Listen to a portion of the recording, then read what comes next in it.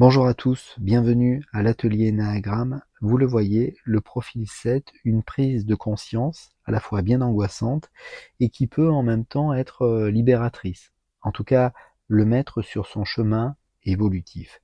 C'est ce que l'on va voir dans cette vidéo. En réalité, cette prise de conscience nous concerne tous et nous sommes tous à un moment donné appelés à faire cette prise de conscience, pour le dire ainsi.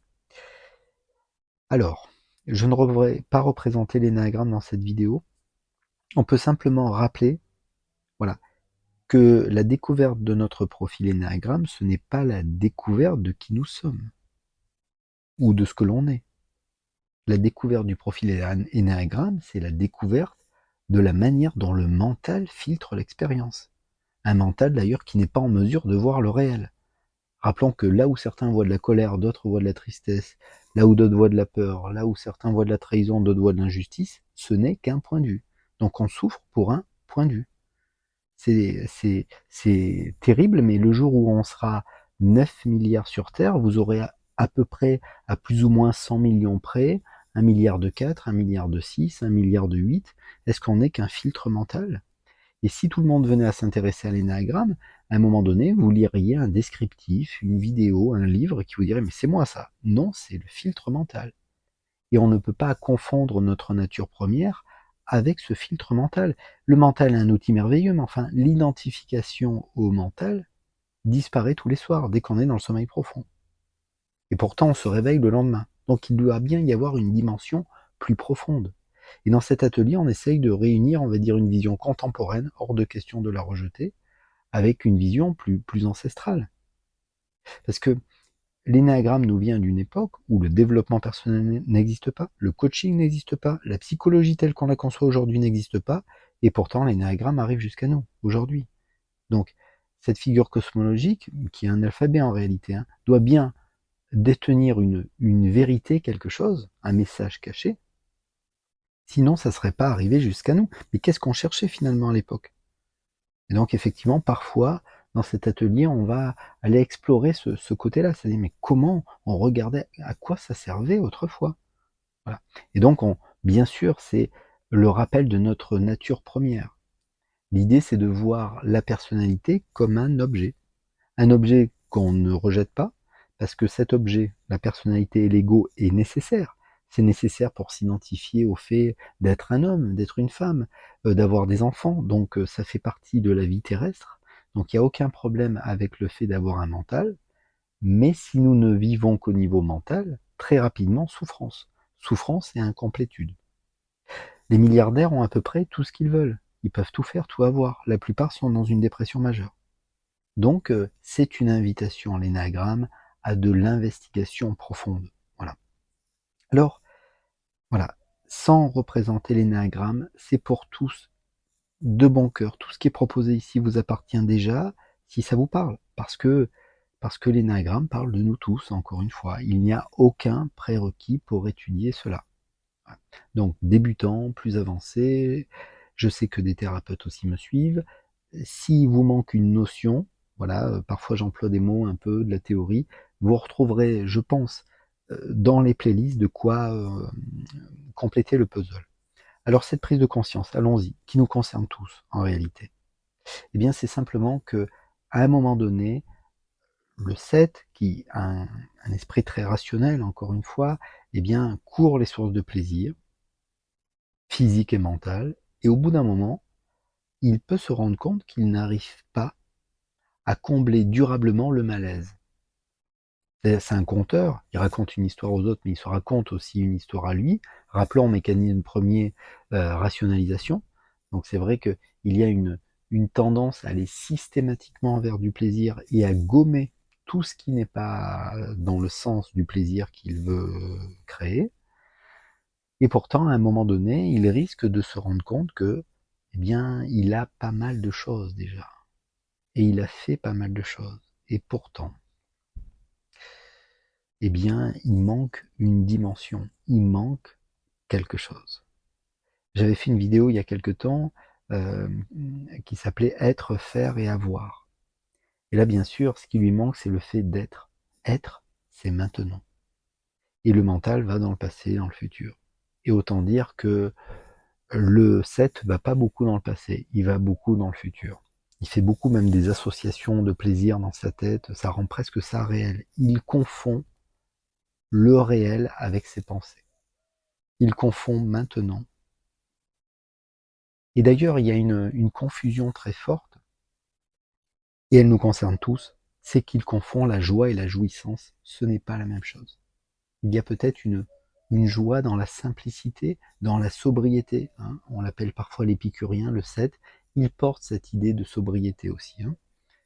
Et à un moment donné, il va se rendre compte que à gloutonner tous les plaisirs, ça crée un manque. Ça finit par le faire souffrir parce qu'il se rend compte que ça ne comble pas durablement son malaise. Et ça, bien sûr, c'est terrifiant s'il se dit qu'il n'y a rien d'autre. Mais potentiellement, il va, alors déjà, si on reste dans le cas de l'énéagramme, évoluer en 5, donc il va se tourner vers des connaissances plus spécifiques, en tout cas des choses qui le nourrissent plus intérieurement, au lieu de, on va dire, de papillonner tous les plaisirs. Et puis à un moment donné, il risque de se tourner vers lui, vers la rencontre sensorielle. Je parle plus d'exploration émotionnelle parce que le mental est malin. Hein. Si vous dites exploration émotionnelle, il va étiqueter mentalement une émotion, il va dire ouais j'étais en colère, ouais j'ai ressenti de la rage, mais ça n'a rien à voir avec la rencontre sensorielle. Hein, la rencontre sensorielle, c'est sous les épaules, 200 millions de neurones là, hein, au niveau du tube digestif. Enfin, on n'est pas qu'un mental. D'ailleurs, le mental ne peut pas se créer tout seul, c'est une évidence. Hein, la première cellule, trompe de Fallope, qui va se démultiplier très vite. Je le rappelle souvent, mais de manière très terre à terre. Voilà. Donc la vie mentale, c'est merveilleux, c'est chouette de pouvoir penser, d'avoir des projets, mais il n'y a pas de complétude là-dedans. La vie commence maintenant. Et autant dire que le 7, et cette blessure qui là nous concerne tous, il est jamais là où il devrait être. C'est-à-dire, il a toujours une partie de lui qui est déjà quand j'aurai fini mon rendez-vous, quand j'aurai fini telle chose, maintenant je ferai ça tout à l'heure, etc. Et c'est là une vie qui est presque penchée en avant. Je sais plus qui c'est qui disait ça, mais c'est très juste, c'est penché en avant. C'est-à-dire, il est pas assez ici. Parce que le mental ne sait rien faire de maintenant. Parce que les pensées vont soit dans le passé, soit dans le futur. Donc, cette prise de conscience, c'est qu'il va se rendre compte qu'il s'est trompé. C'est terrifiant pour lui, parce qu'on dit parfois que le 7 n'a qu'une guerre à gagner, c'est la guerre des idées. Et là, s'il se rend compte que en fait tout ce qui courait, tout ce qu'il imaginait, ne le comble pas de plaisir, alors c'est une remise en question très profonde. Et d'une certaine manière, cette prise de recul nécessaire, cette remise en question, concerne tout le monde. C'est-à-dire que si on commence à suivre chacune des pensées qui nous passent par la tête, comme si c'était le dernier miracle qui arrivait dans l'univers, eh bien d'une certaine manière, il n'y a pas de remise en question, donc l'énéagramme ne nous sert pas. Et je dis pas que c'est enfermant, mais du coup c'est un étiquetage. Toi t'es 4, toi t'es 2, moi je m'entends pas avec les 6, je m'entends pas avec les 8. C'est un outil tellement complet. C'est un outil qui peut vous guider, j'aime pas ce mot, mais vous aider à y voir plus clair, à éclairer des zones d'ombre et à se repositionner. C'est un point de départ, le profil énéagramme, d'une certaine manière. Oui, on gardera toujours notre attention première, notre compulsion énéagramme, notre vassana. Plus on sera présent, plus on verra des croyances limitantes arriver. C'est un travail sur soi. Et c'est dur, mais le 7 aussi, c'est dur pour lui de s'investir durablement dans quelque chose. Il veut goûter un petit peu de cette thérapie, puis de celle-ci, je m'intéresse un peu à l'énéagramme, et puis je fais un peu ceci, et voilà, et mettre un peu du cadre, voilà, eh bien, ça sera tellement important pour son évolution. Quand je présente les chemins évolutifs, pour l'instant je n'ai présenté que le chemin évolutif 4, je mets toujours en avant que le chemin évolutif se termine, ma faiblesse deviendra ma force. Le 7 involue en 1, et d'une certaine manière, quand il sera sur son chemin évolutif, on pourrait dire que la fin de son chemin évolutif, d'une certaine manière, c'est justement être un petit peu plus rigoureux, plus précis et aller jusqu'au bout des choses.